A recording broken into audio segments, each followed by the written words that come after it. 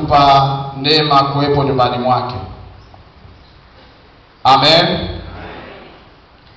Asubuhi ya leo tutaongozwa na kichwa cha somo kinasema roho ya Elia. Roho ya Elia. Kichwa chetu cha somo kinasema roho ya Elia. Tutaongozwa na kitabu cha Wafalme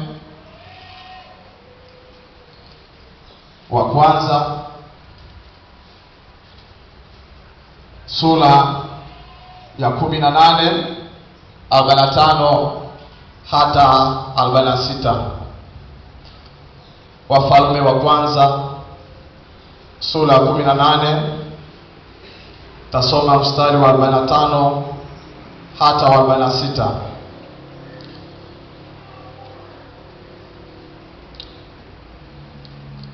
Naona bado watu tunafunua Wafalme wa kwanza sura ya 18 45 na 46. Maandiko yanasema hivi: ikawa muda si muda, mbingu zikawa nyeusi kwa mawingu na upepo, ikanyesha mvua nyingi. Ahabu akapanda garini, akaenda zake Yezreeli. Mkono wa Bwana ulikuwa juu ya Elia, akajikaza viuno, akapiga mbio mbele ya Ahabu mpaka kuingia Yezreeli. Fumba macho yako, tumwombe Bwana. Wewe ni baba yetu, wewe ni Mungu wetu, wewe ni msaada wa karibu maishani mwetu, ni Alfa tena Omega. Hakuna wa kulingana na wewe, baba yetu uliye hai. Wewe unampa chakula mwanadamu na mnyama. Asante maana wakati huu watoto wako tuko na njaa na kiu ya haki, tunatamani kulishwa. Bwana, ninakuomba kwa uwezo wa Roho Mtakatifu, Mungu zungumza na sisi katika jina la Yesu. Na ninaomba Bwana neno lako liambatane na nguvu na uweza wa kuponya na kuacha waliosetwa, waliokuwa hawana amani. Bwana, neno lako lipitapo likawape amani tele mioyoni mwao, roho zao zikachangamke, matumaini Bwana yakarejea upya, kwa jina kuu la Yesu Kristo wa Nazareti. Ninaomba Bwana ukatende sawa sawa, maana Bwana ndiwe unayetimiza maneno ya watumishi wako. Yatimize Bwana miongoni mwetu katika jina la Yesu. Amen.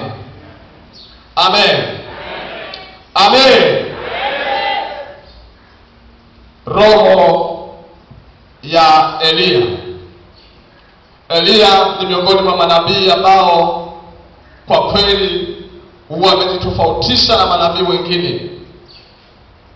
Elia ni nabii ambaye tofauti na manabii wengine anaonekana ana two in one, ana vitu viwili ndani yake. Ana Elia kama Elia nabii, lakini pia iko roho inaitwa roho ya Elia. Tunaona jinsi ambavyo Elia akiwa na mtumishi wake Elisha alipomuomba roho yake maradufu, akamwambia, mimi ninaomba hiyo roho ulionayo nibaki nayo maradufu. Maandiko yanasema Elia akasema kwamba kama ukiniona wakati ninaondoka wewe Elisha, ina maana ile roho iliyoko ndani yangu utaipata, lakini kama hautaniona wakati naondoka hautaipata. Ukianza pale 2:11 Wafalme wa pili, unaona gari la moto linafika, linamtenganisha Elia na Elisha, na kisha Elia anachukuliwa juu mbinguni kwa upepo wa kisulisuli. Elia ni nabii ambaye hakuonja mauti. Elia alichukuliwa moja kwa moja kwenda juu kwa Bwana kwa gari la moto na upepo wa kisulisuli, na Elisha akabakia nyuma, lakini ile roho iliyokuwa kwa Elia ikabaki na Elisha. Ukisoma ukiendelea mbele utasikia watu wakisema ile roho ya Elia sasa iko kwa Elisha. Haleluya! Kwa hiyo unaona hii roho iliyoko kwa Elia ilikuwa na uwezo wa kutoka kwa mtu mmoja kwenda kwa mtu mwingine. Ndio maana ukisoma katika Injili ya Luka mtakatifu 1:17 anasema Yohana Mbatizaji atatangulia kwa roho ya Elia. Hebu tusome hapo. Luka mtakatifu 1:17. Elia na roho ya Elia. Unaona kwamba wataalamu wa theolojia wanasema Yohana Mbatizaji ni Elia wa Agano Jipya. 1:17 maandiko yanasema hivi, naye anatangulia mbele zake katika roho ya Elia. Hebu sema roho ya Elia. Sema tena roho ya Elia. Sema tena roho ya Elia. Maandiko yanasema naye atatangulia mbele zake katika roho ya Elia na nguvu zake, ili kuigeuza mioyo ya baba iwaelekee watoto na kuatilia waasi akili za wenye haki na kumwekea Bwana tayari watu waliotengenezwa. Kumbe roho ya Elia unaiona, pamoja na kwamba Elia mwenyewe amechukuliwa na magari ya moto, lakini roho ya Elia inarithishwa. Yohana Mbatizaji miaka mingi baadaye anaonekana anatangulia mbele kwa roho ya Elia. Sasa Elisha alipoichukua ile roho ya Elia, Biblia inasema Elisha alikuwa na mtumishi wake anaitwa Gehazi. Gehazi yeye alikuwa hajatenda vizuri kwa habari ya Naamani mkoma, akachukua vitu ambavyo sio halali. Elisha akasema, tazama roho yangu haikuenda pamoja nawe ulipomfuata Naamani na kuomba uchira usio wa kweli. Roho yangu ilienda pamoja na wewe. Roho yangu ni ipi? Roho yangu ni roho ya Elia. Japo mimi Elisha nimekaa nyumbani, lakini roho ya Elia inaweza kutoka na wewe Naamani, ikaenda inakuona unapokwenda, na unapochukua uchira usio na faida ninakuona. Akasema, natazama ukoma uliokuwepo juu ya Naamani utakuwa kwako, ukoma uliokuwepo juu ya Naamani utakuwa kwako Gehazi siku zote. Naamani ukoma ukamwacha, na Gehazi akawa na ukoma, akaondolewa, akaacha kwa mtumishi wa Elisha. Amen. Sasa mimi nashangaa watu sijui wanasoma Biblia namna gani. Mtu na yeye yuko tayari namba jina mtoto wake anamuita Gehazi. Unaitwa nani? Anaitwa Gehazi. Kwa hiyo mama Gehazi. Gehazi huyu ambaye alichukua uchira usio na faida, alichukua uchira wa hasara, akapigwa na ukoma. Kwa hiyo basi ile roho iliyotoka kwa Elia hata kwa Elisha, Elisha alipokufa hakukuwa na sehemu ya kupeleka ule upako, akalala nao kaburini. Upako ule uliokuweko tu Elia, Elisha sasa alitakiwa ampe Gehazi. Gehazi ameharibu upako ule, akalala nao kaburini. Biblia inasema siku moja Elisha akiwa ndani ya kaburi amekufa, mwili wake umeoza, imebaki mifupa. Ikatokea vita, watu katika kukimbia vita. Basi zamani tunajua kaburi ya Israeli yalikuwa kama mapango kama na Yesu. Vita vilivyotokea, watu walikuwa na mtu aliyekufa, wakasema ya kwamba kwa sababu ya vita hatuna muda wa kuzika, ngoja tumtupe kwenye kaburi la Elisha. Wakabeba ile maiti wakarusha kwenye kaburi la Elisha. Biblia inasema yule mtu akafufuka akawa hai kwa jina la Yesu. Kwa nini? Kwa sababu kulikuwa na roho ya Elia, kulikuwa na upako wa Elia ambao Elisha amekwenda nao kaburini, kwa sababu hakuna mtu ambaye aliweza kuchukua ule upako. Sema amen. Sema amen. Lazima ukae katika mkao ambao unajua ya kwamba uko tayari kupokea vitu kutoka kwa Bwana. Bwana hana hasara. Akikosekana mtu, yule mtu anakwenda navyo vile vile vilivyo. Akikosekana mtu wa kupokea, Bwana anasema Elisha akaondoka na ule upako wa Elia ukabakia kwenye mifupa. Akaja mtu aliyekufa, alipogusa mifupa ya Elisha, ile nguvu ikamfufua akawa hai. yakabaki anatembea. Ninazungumzia habari ya roho ya Elia. Elisha anaweza akafa, akaondoka, akazikwa, akaoza, lakini roho ya Elia yaweza kuendelea kuwepo kwa jina la Yesu aliye hai. Haleluya, haleluya. Sasa roho ya Elia ni roho ya namna gani kwetu sisi? Roho ya Elia ni roho ambayo inamtafuta Bwana, ni roho ambayo inaona wivu kwa ajili ya Bwana. Elia alikuwa hayuko tayari kuona watu wanaabudu Baali na wamemwacha Mungu wa kweli. Ndio maana unasoma ya kwamba Elia akaitisha, akasema mimi ni nabii wa Bwana peke yangu niliyebakia, na ni manabii wa Baali ni manabii 400. Njooni tumtolee Bwana sadaka. Yule Mungu atakayejibu kwa moto ndiye Mungu. Wakakusanyika. Tunafahamu story hiyo kwamba miungu ya bahari inanyamaza kimya, lakini Mungu wa Elia moto. Biblia inasema Elia alikuwa mwanadamu sawa sawa na sisi, lakini aliomba kwa bidii, aliomba kwa bidii. Roho ya Elia ni roho ya kuomba kwa bidii. Roho ya Elia ni roho ya kukazana kuomba. Hata kama umeona kitu hakijatokea, ukiwa na roho ya Elia unaomba tena kwa jina la Yesu. Haleluya, haleluya, haleluya.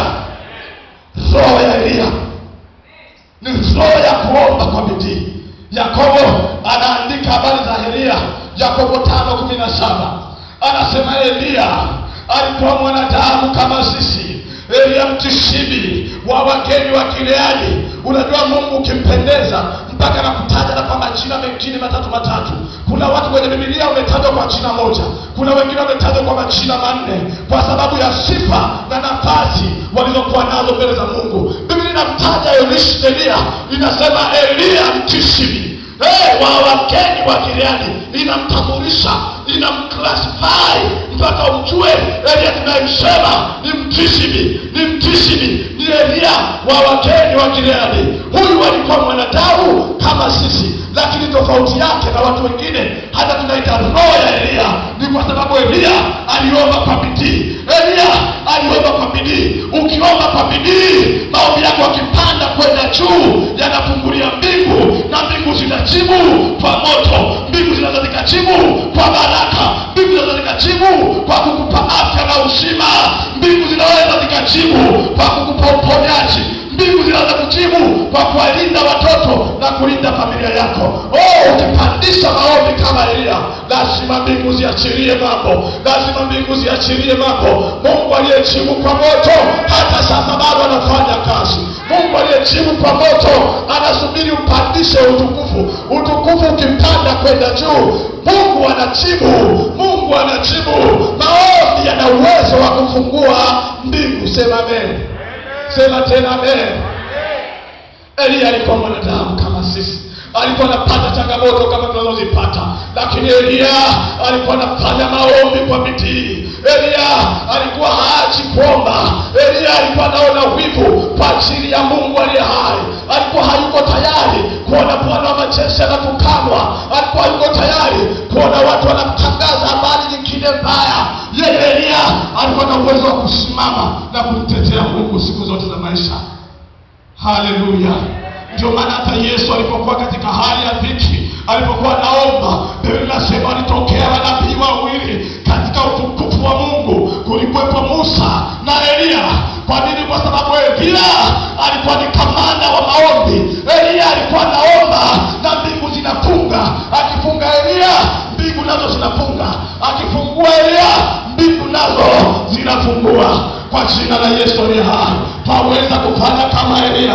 Maana Elia alikuwa mwanadamu kama sisi. Tofauti yake, Elia alikuwa tayari kuomba na kububujika. Alikuwa tayari kulia na kumwomba Mungu. Alikuwa tayari kupambana na watu wanaosema Mungu hayupo na kuonyesha Mungu wa kweli. Kwa jina la Yesu aliye hai. Haleluya. Nampenda Yesu. Yesu ukimtetea mbele ya watu, na yeye anakuja anajionyesha, anajitetea. na yeye lazima athibitishe. Ukiona hasira na wivu kwa ajili ya Bwana, Elia anasema nimeona wivu kwa ajili ya Bwana wa majeshi, maana watu wote wamegeukia mahali, mimi tu nimebaki Bwana.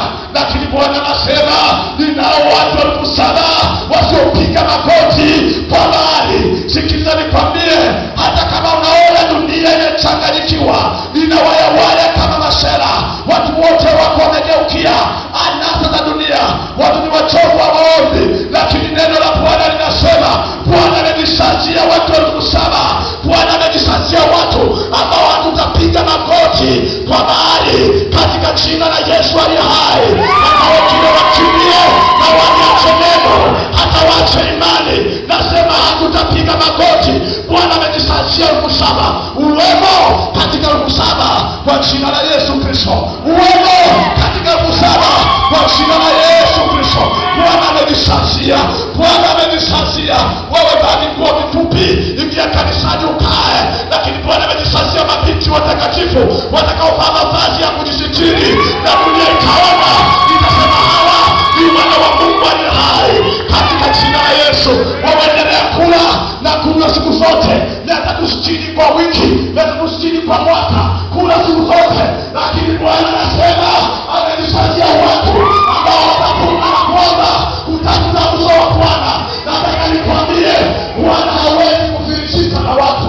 Ziko roho za Elia zinazoishi majangwani, watu wanakaa jangwani, lakini bado pamoja na kwamba hawafanyi, watu wanaofuata jangwani kwa jina la Yesu aliye hai. Hiyo ndio roho ya Elia, roho ya Elia inayo nguvu ya ajabu. Haleluya! Yohana alikuja kwa roho ya Elia. Siku moja mchungaji alihubiri hapa, akasema Yohana alikuwa hafanya miujiza, lakini kwa sababu alikuwa na roho ya Elia, amekaa nyikani, watu wanatoka mjini wanaenda nyikani kumfuata Yohana Mbatizaji. Neno la Bwana halihitaji miujiza, neno la Bwana halihitaji chochote, linajitegemea kwa jina la Yesu aliye hai. Bwana akisimama mwenyewe na roho ya Elia ikisimama, nasema watu wenyewe watafuata neno, nasema watu watafuata neno kwa jina la Yesu aliye hai. Haleluya, haleluya, haleluya. Nilikuwa sehemu moja, mimi nafanya bidii ya kuhubiri kwenye mabwenini, ninahubiri bweni kwa bweni, bweni kwa bweni. Nikiwa napita eneo moja, nikamsikia kijana mmoja ambaye alikuwa kidato cha mbele yangu, kidato cha 6, mimi nipo kidato cha 5 miaka hiyo. Yule kijana akaanza kusema, unajua mambo ya Mungu haya ni subsidiary, yani sio core. Anasema sio ya kuya, yani sio ya maana, sio ya kwanza. Haya yani unafanya masomo kwanza, mambo ya Mungu yanafuata. Na nilisikia lile neno, nikamfuata kwa tunaita kiubu, nikamfuata kwenye kachumba kale anakokaa. Nikasema hivi unasemaje ati? Akasema unajua mtumishi, haya mambo ya Mungu Bwana ni subsidiary. Nikasema ni subsidiary kama Bwana aishivyo. Tutaona ndani ya siku chache kabla ya muhula huu, lazima utaona ya kwamba Bwana wa majeshi ndiye wa kwanza na vingine vyote vinafuata. Haleluya!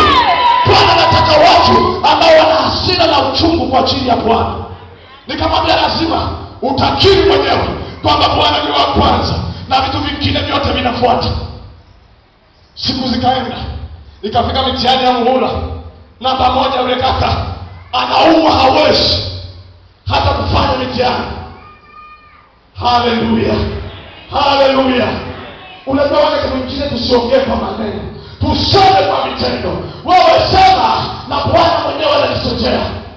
Bwana akajitetea, akajua ya kwamba kumbe Mungu ni wa kwanza na mengine yote nafuata. Haleluya, haleluya. Imefika mahali Bwana amedharauliwa kwenye mtaa wako, sasa inatosha. Imefika mahali Bwana amedharauliwa karibu kwako kwenye nyumba yako, sasa imetosha. Hebu simama, ipiganie imani. Waliokabidhiwa watakatifu mara moja tu, ushindanie imani hiyo, pigana kwa ajili ya imani hiyo. Na Bwana yeye mwenyewe akasimama, alisimama kwa Elia alikuwa peke yake, na huko alikuwa manabii wa Baali wapatao 400, lakini Bwana akajitukuza.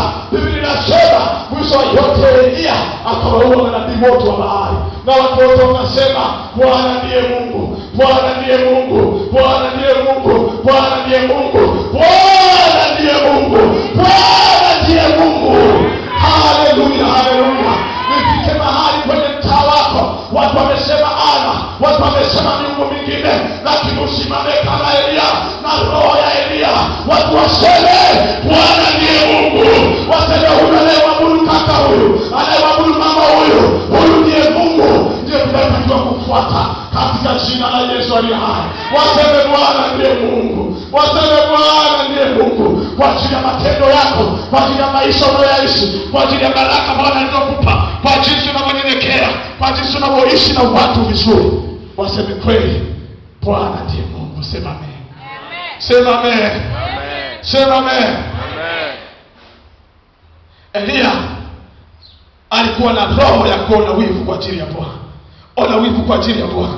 Daudi anasema wanaokutafuta wasiaibishwe kwa ajili yangu. Wanaokutafuta wasiaibishwe kwa ajili yangu. Wasiaibishwe kwa ajili yangu.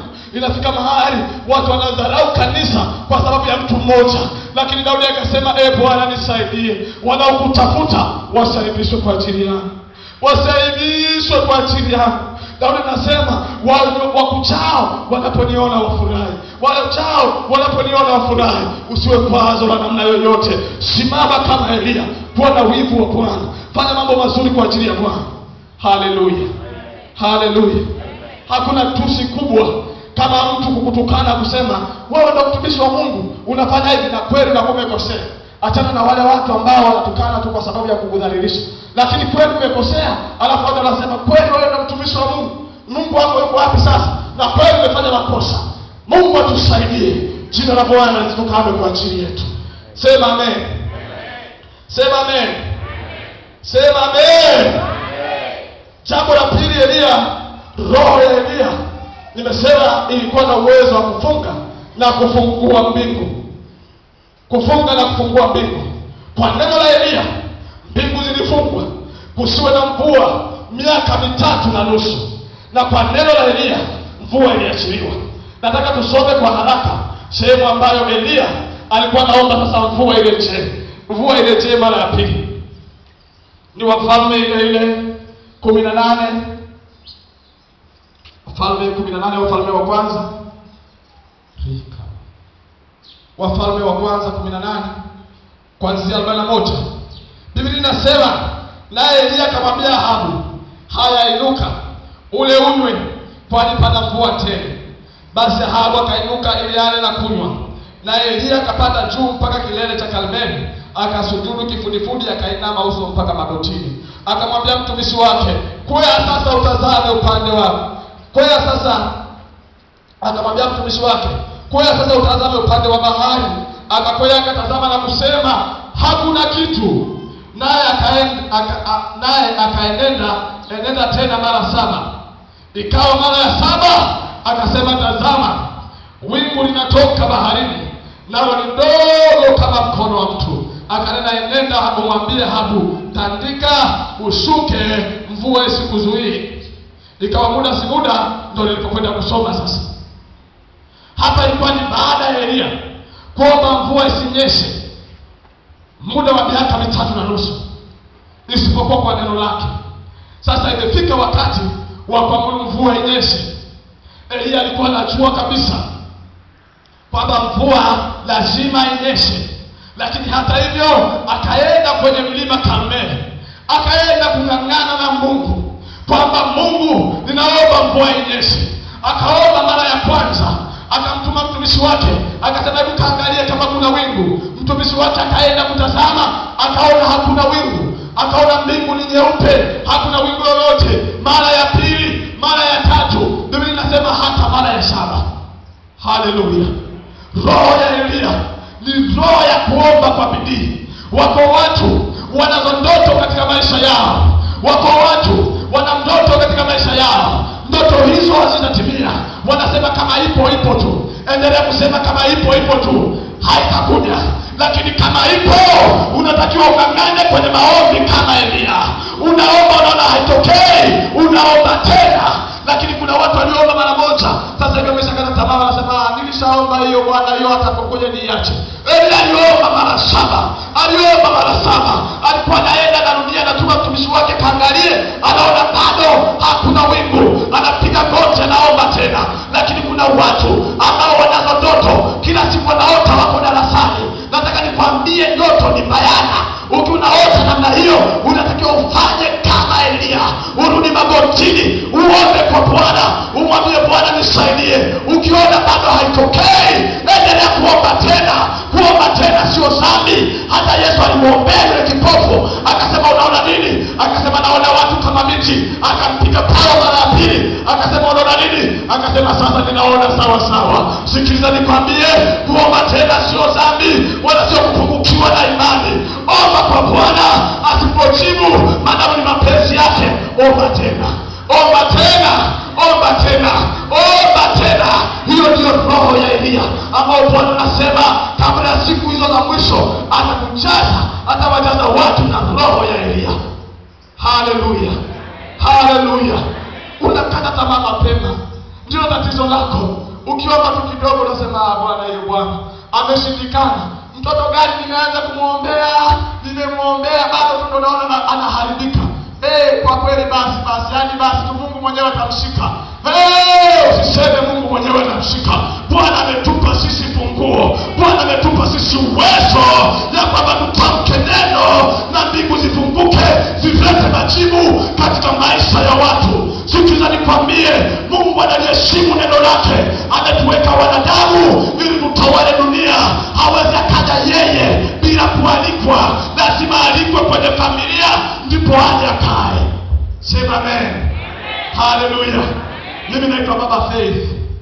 Mwanangu Faith akikua, akioa, yani sio halali mimi kama baba mkwe kwenda nyumbani kwake bila kukaribishwa. Kwa sababu ni mwanangu, tunaenda tunakuta niweka sebuleni, nipe ugali ili na nini. Nitakuwa ni baba nisienda kusalamu. Lazima niende baba karibu nyumbani. Ninapoenda naenda kwa mwaliko, mwanangu amenikaribisha. Ndivyo Mungu alivyo. Amekupa mwanadamu mamlaka. Wewe una self dominion. Uko tayari unamiliki. Anataka umwalike kwa watoto wako, umwalike kwenye biashara yako, umwalike kwenye masomo yako, umwalike kwenye duka lako. Naye Bwana anakuja. Yeye sio kama ibilisi avamie. Yeye anakuja kwa mwaliko. Mwaliko wa Mungu ni maombi. Ukisema Bwana njoo, anashuka na uweza, anashuka na mamlaka, anashuka na nguvu katika jina la Yesu aliye hai. Haleluya, haleluya. Anashuka na uwezo Bwana, anashuka na mamlaka. Biblia inasema tazama yuaja na mawingu. Nasema ukiita uwezo wa Bwana, Bwana anashuka. Ukiomba ukiona hajibu, omba tena, omba tena, omba tena. Chungulia kidogo, angalia, jaribu. Ukiona bado haijaweka, omba tena, omba tena. Iko mara ya 7 ambayo utaona wingu kama mkono, lakini muda si muda utaona mbingu zimekuwa nyeusi na mvua kubwa itanyesha. Baraka itanyesha. Maisha yako yatageuzwa kwa muda mfupi kwa jina la Yesu. Haleluya. Omba tena, omba tena. Usikate tamaa. Sema sasa imeshindikana, na nefari wangu ndo amekufa, sasa nani atanisaidia? Imeshindikana.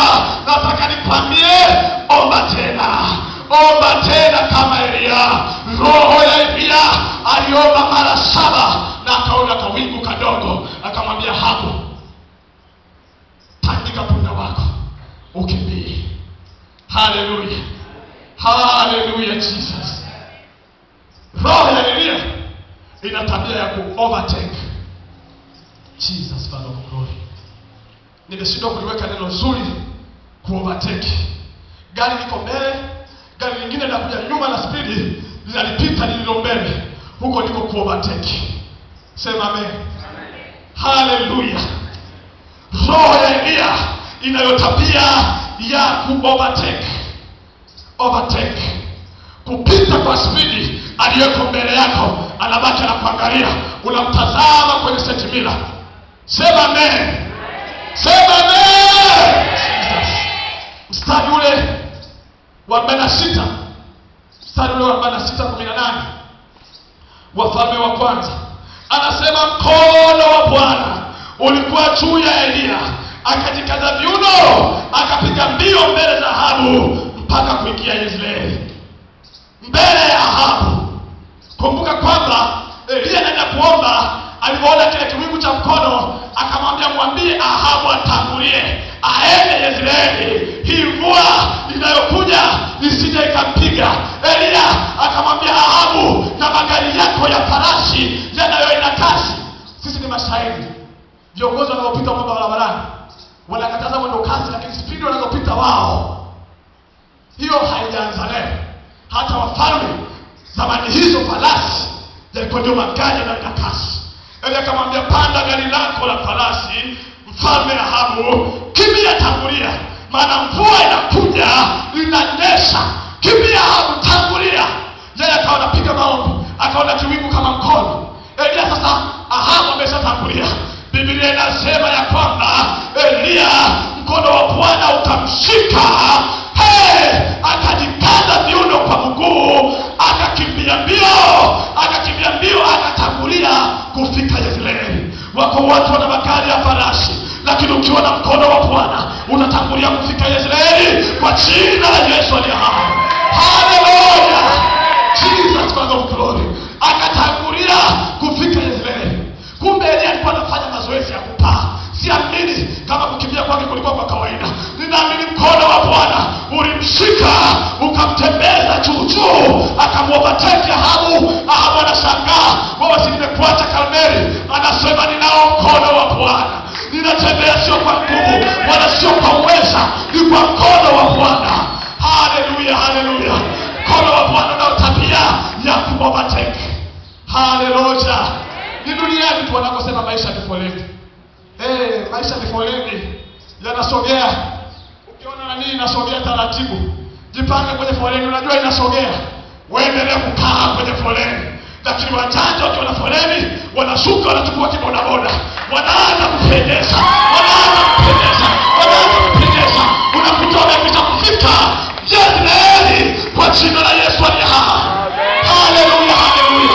Acha kusubiri, acha kukaa kwenye foleni. Sema, Bwana unao uwezo na ulishi kwa ajili yangu. Nitavaa nguvu ya Bwana, nitajitia nguvu viuno kama Elia. Nitapita, nitakwenda, nitaovertake. I don't care. Nisera ametangulia, mimi ni mpereshi, lakini bado ninapita, ninaovertake kwa jina la Yesu aliye hai. Jesus nitaosakula. Huo ndio flow ya Elia. Anajikaza viuno, anakimbia. Haleluya. Amen. Haleluya. Amen. Bwana na usafiri wa aina nyingi. Bwana anaweza kufanya vitu vikubwa. Kuna kijana mmoja alikuwa ni mjukuu wa mtu mmoja muasisi wa imani zamani. Unajua katika Injili kuna watu wanavuma, lakini kuna watu hawavumi lakini wamo. Katika Biblia kuna mtu kama Apollo. Biblia inamtaja Apollo, alikuwa amehubiri. Sehemu zingine Paulo anasema anapita, anasema huku tayari Apollo alishapita. Biblia inasema roho ilikuwa inamwaka. Ila kwa bahati mbaya Apollo alikuwa haandiki, kwa hiyo hakumbukwi. Wako watu wamepigana kwa ajili ya Injili Tanzania hii, lakini kwa sababu pengine kwa nafasi zao hakuweza kutambulika. Huyu mzee anasema alikuwa akihubiri kando ya ziwa Tanganyika, lakini ulipofika muda wa kurudi, natazama meli zote na usafiri wote ukawa umekoma, lakini ni muhimu wavuke. Wakasema wewe ndiwe Bwana. Mungu anatimiza maneno yake. Wakasema wewe ndiwe Bwana unayefanya mambo ya ajabu. Kuna mtu anaitwa Filipo kwenye Biblia, aliongozana na towashi wa Kushi, akaenda huko na mhubiria. Walikuwa kwenye gari. Walipofika mahali, yule towashi wa Kushi akakubali kubatizwa. Alipokwisha kumbatiza, Biblia inasema Bwana akamnyakua Filipo, akamtoa mahali pale, towashi asimuone, akaenda kaonekania pande za Azoto. Sema amen. Jesus. Bwana hana formula. Bwana hana slogan moja ya kufuata. Yeye Mungu Bwana afanyaye maajabu. Ana uwezo wa kubeba jinsi ulivyo akakunyakua kama Filipo. Ana uwezo wa kukaza viuno ukaumateki magari kama Elia Mtishbi. Lakini hawa nao walikuja na usafiri wa tofauti.